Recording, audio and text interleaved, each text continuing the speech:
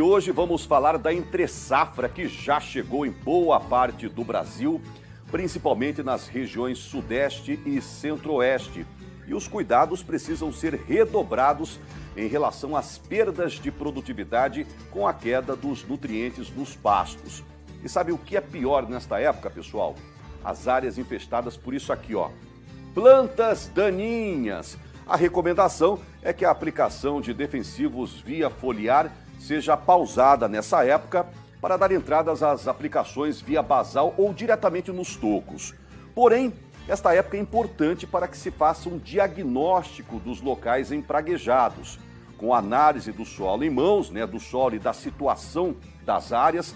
Assim que as chuvas voltarem, é hora de iniciar o combate e o controle das plantas invasoras diretamente nas folhas.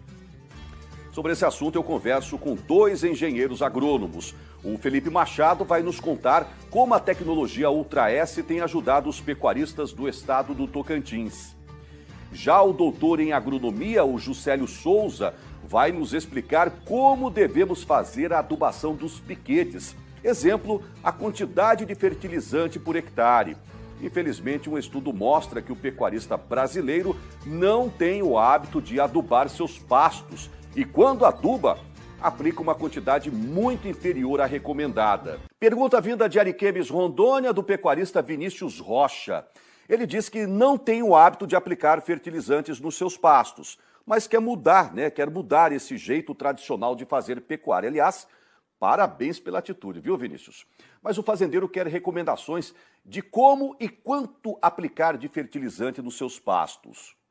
E nós fomos atrás de especialistas para responder, e quem nos tirou essa dúvida foi o doutor em agronomia, especialista em produção vegetal, o Juscelio Ramos de Souza. Vamos conferir o que diz o Juscelio? Seja bem-vindo, doutor.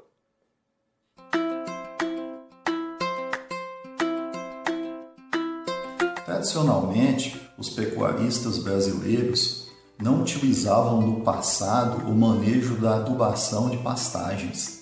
Isso porque eles entendiam que os solos já possuíam os nutrientes suficientes para fazer com que as plantas de pastagens expressassem seu máximo potencial produtivo.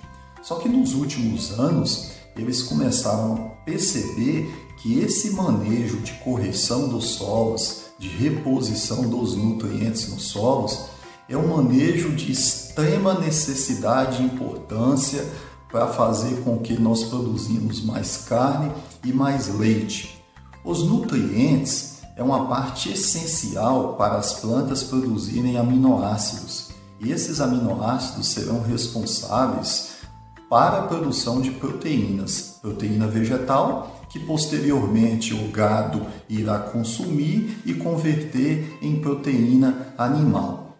É em função disso que precisamos, em primeiro plano, realizar uma análise de solo muito bem feita, para podermos identificar como estão os níveis desses nutrientes no solo e se há necessidade de fazer algum tipo de correção para podermos traçar uma estratégia de adubação dessas pastagens. E em especial na época das águas, porque é um momento importante onde as plantas irão absorver a água oriunda lá do solo e juntamente irão absorver os nutrientes. Para a gente fazer esse planejamento de forma eficiente, nós temos uma ideia que hoje as forrageiras, de forma geral, as recomendações de nitrogênio, fósforo e potássio variam bastante em função principalmente dos materiais. Algumas forrageiras, elas necessitam aí, para alcançar o seu máximo potencial produtivo, de 40 a 50 quilos de nitrogênio por hectare. De fósforo, essa adubação varia de 40 até 100 a 120 quilos de P2O5 por hectare, e de potássio de 40 a 100 também a 120 quilos de K2O por hectare. O importante é que você faça uma análise de solo bem feita para identificar o quanto de nutriente existe nesse solo e se é o suficiente para essa cultura de pastagem responder bem em produtividade. E posteriormente você procure um profissional da área agrícola para fazer essa recomendação e os manejos para você alcançar ótimos resultados na sua pecuária. Obrigado pela pergunta e um abraço.